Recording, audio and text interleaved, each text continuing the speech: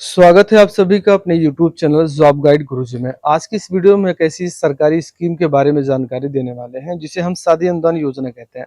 यह योजना उत्तर प्रदेश सरकार के द्वारा चलाई जाती है। इसमें हम A to Z जानकारी बताएंगे।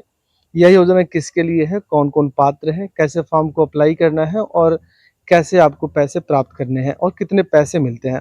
तो चलिए पहले इसके बारे में हम थोड़ी सी जानकारी इकट्ठा कर लेते हैं।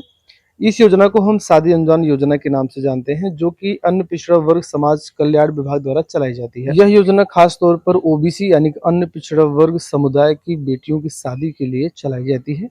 यानी कि ऐसे परिवार जिनकी आर्थिक स्थिति ठीक नहीं है, 1 लाख या उससे कम की सालाना इनकम है, तो उनकी बेटियों की शादी के लिए सरकार पैसे देती है आर्थिक सहायता के लिए। हम इसके मुख्य उद्देश्य की अगर बात करें तो पिछड़ा वर्ग के गरीब परिवारों को आर्थिक सहायता प्रदान करने के लिए किया जाता है। बेटियों की शादी के समय होने वाले जो खर्च हैं उनमें मदद करना होता है और बेटियों के प्रति यानी लड़कियों के प्रति सकारात्मक सोच को बढ़ावा देने के लिए बाल विवाह रोकना और शिक्षा को आगे बढ़ाने में ये मदद करता है। अब हम ये जान लेते हैं कि इसके लिए कौन पात्र है। जो आवेदक है उत्तर प्रदेश का मूल निवासी होना चाहिए और इसमें एक बदलाव किया गया है कि आप चाहे जनरल कैटेगरी से आते हों, ओबीसी कैटेगरी से आते हों, एससी आते हों या एसटी आते हों, तो ये योजना सबके लिए अब लागू कर दी गई है। पहले ऐसा नहीं था, लेकिन अभी साथ ही साथ उसके जो परिवार है उसकी वार्षिक आय 1 लाख रुपए या उससे कम की होगी तो इनको इस योजना का लाभ मिल जाएगा। और एक शर्त और है कि जिस दिन आप आवेदन कर रहे हैं उस दिन लड़की की उम्र कम से कम 18 साल और लड़के की उम्र कम से कम 21 साल कंप्लीट हो जानी चाहिए। इस योजना का लाभ एक परिवार से अधिकतम 2 बेटियों को ही मिल सकता है और इसकी जो आर्थिक सहायता मिलती है वो 20,000 रुपये प्रत्येक जोड़े के लिए मिलती है। तो ये रहा इसकी योजना की जानकारी। अब बात करते हैं फॉर्म को कैसे अप्लाई करेंगे और कौन-कौन से डॉक्यूमेंट की रिक्वायरमेंट होनी चाहिए। तो आपको इसकी ऑफिशियल वेबसाइट पे आना है, जिसका लिंक आपको वीडियो के डिस्क्रिप्शन में मिल जाएगा। क्लिक करके यहाँ पर आप आ सकते हो। आपको एक ऑप्शन दिखाई देगा आवेदन करेगा, आपको इस पे क्लिक करना है तो आपके सामने रजिस्ट्रेशन फॉर्म इस तरीके से ओपन हो जाएगा। अब यहाँ पर आपको सबसे पहले बताना है कि आपका जो जाति समूह है वो क्या है। जैसे कि आप अन्य पिछड़ा वर्ग, अनुसूचित जात, सामान्य वर्ग या अनुसूचित जनजाति से आते हैं, आप यहाँ पर अपनी कैटेगरी चूज करेंगे। जो आवेदक है वो लड़की की माता या पिता बन सकते हैं। और यहाँ पर हमने लड़की के पिता का आधार कार्ड नंबर डाला, कैप्चा कोड डालकर चेकबॉक्स पर टिक करेंगे और आधार प्रमाणीकरण पे क्लिक करेंगे। तो इनके पिता के आधार से जो भी मोबाइल नंबर लिंक होगा उस पर ओटीपी जाएगी और यहाँ पर आप कैप्चा कोड डालकर लॉगिन करेंगे तो इस तरीके का रजिस्ट्रेशन फॉर्म आ जाएगा कि जनपद कौन सा है आपका, विधानसभा कौन सा लगाता है, आप इसे चूज करेंगे। उसके बाद यहाँ पर आप गांव के रहने वाले हैं या शहर के रहने वाले हैं तो ग्रामीण है तो ग्रामीण चूज करेंगे, शहर तो शहर चूज करेंगे। आप पूछा जा रहा है आपका तहसील कौन सी है, वो तहसील आप बताएंगे। उसके बाद आपका विकास खंड कौन सा पड़ता है, जिसे सामान्यतः ब्लॉक कहा जाता है, तो यहाँ पर अपना ब्लॉक आप चूज करेंगे। इस ब्लॉक में किस ग्राम पंचायत में आप रहते हैं, ग्राम पंचायत चूज करेंगे। उसके बाद आपका गांव कौन सा है तो आ जाएगा इधर। उसके बाद अब आपको मोबाइल नंबर डालना है, ईमेल आईडी आप छोड़ सकते हैं, फिर आपको सुरक्षित करे पे क्लिक करना है। सामान्यतः आपको यह एरर दिखाई दे सकता है तो आपको यहाँ पर गो टू बैक होम करना है, तो आप यहाँ पर आ जाएंगे। फिर से आपको आवेदन करे वाले पे क्लिक कर देना है, तो आप यहाँ पर आ जाएंगे। आवेदन के लॉगिन करे पे क्लिक करेंगे, आपकी आवेदन संख्या खोजे वाले पे क्लिक करेंगे तो आपका जो मोबाइल नंबर ही आपने दिया था ना उसी मोबाइल नंबर को यहाँ पर फिलअप करना है, कैप्चा कोड डालना है और रजिस्ट्रेशन नंबर मोबाइल पर भेजे वाले पे क्लिक करेंगे। तो आप देखेंगे कि आपके मोबाइल नंबर पर आपका रजिस्ट्रेशन नंबर कुछ इस तरीके से भेज दिया जाएगा। अब आपको रजिस्ट्रेशन नंबर मिल गया है तो लॉगिन पे क्लिक करेंगे। तो यहाँ जो रजिस्ट्रेशन नंबर वाला बॉक्स है इसमें हम रजिस्ट्रेशन नंबर को फिलअप करेंगे, कैप्चा कोड डालेंगे और लॉगिन करेंगे। इतना करते ही आप देखेंगे कि आपका जो मोबाइल नंबर है उस पर एक फिर ओटीपी जाएगी जिसे आप फिलअप करेंगे। कैप्चा कोड डालकर आपको अब लॉगिन करना है। आपका धर्म क्या है, आप हिंदू हैं, बिल्कुल आप इसमें रहने दीजिए। फैमिली आईडी में राशन कार्ड नंबर बताएंगे। यदि आवेदक विधवा या विकलांग है तो यहाँ पर आप बताएंगे, अगर कोई नहीं है तो कोई नहीं पे क्लिक करेंगे।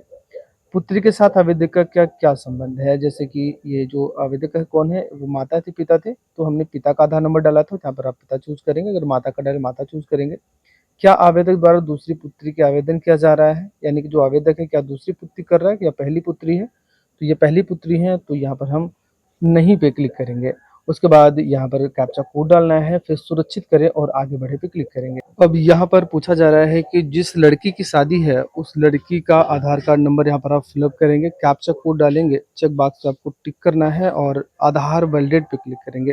तो लड़की के आधार से भी मोबाइल नंबर लिंक होना चाहिए, उसके आधार से जो लिंक मोबाइल नंबर ओटीपी जाएगी, फिलअप करेंगे तो इस तरीके का प्रोफाइल ओपन हो जाएगा।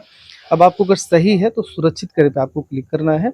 अब यहाँ पर पूछा जा रहा है कि जो आय प्रमाण पत्र है वो बताना पड़ेगा, यानी कि जिनके माता या पिता के नाम से बना होगा लड़की के, तो पिता का जो आय प्रमाण पत्र बना है इनके, आवेदन संख्या डालेंगे, प्रमाण पत्र संख्या डालेंगे, उसके बाद कैप्चा कोड फिलअप करेंगे, वार्षिक आय सत्यापित करेंगे। तो आप देखेंगे तो इस तरीके से ये सत्यापित भी हो जाएगा। सत्यापित हो गया है। अब यहाँ पर आप चेक कर सकते हो कि क्या विवरण सही है। अगर सही है तो आपको यहाँ पर कैप्चा कोड डालकर सुरक्षित करें और आगे बढ़े पे क्लिक कर देना है। अब यहाँ पर आपको जाति प्रमाण पत्र का विवरण देना होगा, जैसे कि आवेदन संख्या, जाति प्रमाण पत्र संख्या, कैप्चा कोड डालकर इसे भी आप प्रमाणित करेंगे। तो यहाँ पर हम फटाफट से प्रमाणित कर लेते हैं। यहाँ पर भी आप मिलान कर लीजिए क्या डेटा सही है। अगर सही है तो यहाँ पर भी आपको सुरक्षित करें और आगे बढ़े पे क्लिक करेंगे। अगले स्टेप में आप शादी का विवरण बताएंगे। यहाँ पर याद रखना है कि जो आप डेट डालेंगे शादी का वो उल्टा पड़ेगा, पहले ईयर फिर मंथ और डे पड़ेगा। जैसे मान के चलिए कि जो लड़की है इनकी शादी 2026 में है, तो पहले हम लिखेंगे 2026, फिर माइनस का सिंबल लगाएंगे, और चौथे महीने में है तो हम यहाँ पर पाँचवें महीने में है 05 और 09 लिखेंगे 9 तारीख को, इसलिए उल्टा लिखेंगे इसमें हम। जो वर है, वर का मतलब लड़का है, उसकी उम्र कितनी है वो बताएंगे, वर का नाम क्या है और वर का पूरा पता बताएंगे। कैप्चा कोड डालकर हम यहाँ पर सुरक्षित करेंगे। अगले स्टेप में आपको बैंक का विवरण देना है। जैसे कि जो लड़की है उनके आवेदक उनके पिता बने हैं, तो इनके पिता का पूरा विवरण बताना होगा, बैंक डिटेल कि कौन सी बैंक में इनका खाता है, अकाउंट नंबर क्या है, शाखा क्या है, एफएससी कोड क्या है, और खाता संख्या को कंफर्म करने के बाद कैप्चा कोड डालकर हम यहाँ पर सबमिट कर देते हैं। अगले स्टेप में हमें यहाँ पर कुछ प्रूफ देने होंगे, जैसे कि शादी के सत्यापन का प्रमाण पत्र में दो ऑप्शन है, एक तो शादी का कार्ड है, दूसरा है प्रमाण पत्र। तो हमारे पास शादी का कार्ड है तो हमने क्लिक किया है, और यहाँ पर आप आवेदक का बैंक पासबुक यहाँ पर आपको अपलोड करना होगा, और यहाँ पर बताया गया है कि ये सिर्फ पीडीएफ में आप अपलोड करेंगे, और यहाँ पर भी आप शादी का प्रमाण पत्र अपलोड करेंगे इस जगह पर। ठीक है ना, तो हमने पीडीएफ बना रखा है ऑलरेडी, तो यहाँ पर हम क्लिक करेंगे और अपलोड करेंगे। तो यहाँ पर आप अपना बैंक पासबुक और जो शादी कार्ड है उसे आप यहाँ पर अपलोड कर देंगे। आपको कंफ्यूज नहीं होना है, क्योंकि यहाँ पर थोड़ा सा प्रॉब्लम है। यहाँ पर देख रहे हो जो शादी का सत्यापन है वो यहाँ पर आप अपलोड करेंगे, यहाँ इधर लास्ट वाले में यहाँ से आप बैंक पासबुक अपलोड करेंगे। ठीक है ना, तो यहाँ पर दोनों डॉक्यूमेंट हमारे अपलोड हो चुके हैं सफलतापूर्वक। यहाँ पर आप देख सकते हो अपलोड किए हुए प्रमाण पत्र को देख सकते हैं, और यहाँ पर हम कैप्चा कोड को फिलअप करते हैं और हम यहाँ पर सुरक्षित करें और आगे बढ़े पे क्लिक करेंगे। इतना करते ही आप देख सकते हो कि आपने जो फॉर्म फिलअप किया हुआ है उसका प्रीव्यू आपके सामने इस तरीके से आ जाएगा। अगर सब कुछ सही है चेक बॉक्स पे टिक करिएगा और फाइनल सेव कर पे क्लिक करेंगे। यहाँ पर हमने जैसे सबमिट किया, ओके किया, तो आपका फॉर्म अब पूरी तरीके से सबमिट हो चुका है। आप याद रखिएगा कि इसका प्रिंट निकाल कर और इसमें जितने भी डॉक्यूमेंट लगे हैं सारे डॉक्यूमेंट को एक साथ आप नत्थी करेंगे, यानी संलग्न करेंगे। अपने ब्लॉक में जाना है, एडीओ से मिलना है और अपने फॉर्म को सत्यापित कराना है। और अगर मान के चलिए आपका पैसा नहीं आता है तो आप ऑनलाइन तरीके से शिकायत कर सकते हैं, जिसे हम आईजीआरएस कहते हैं। तो उनको जवाब देना पड़ेगा कि ऐसा उन्होंने क्यों किया, तो आपको पैसा क्यों नहीं दिया। तो आप इस तरीके से अपना सारी समस्याओं का समाधान कर सकते हैं। अगर आपको प्रॉब्लम हो रही है तो मुझे कमेंट बॉक्स में बता सकते हैं, हम आपकी मदद करने की पूरी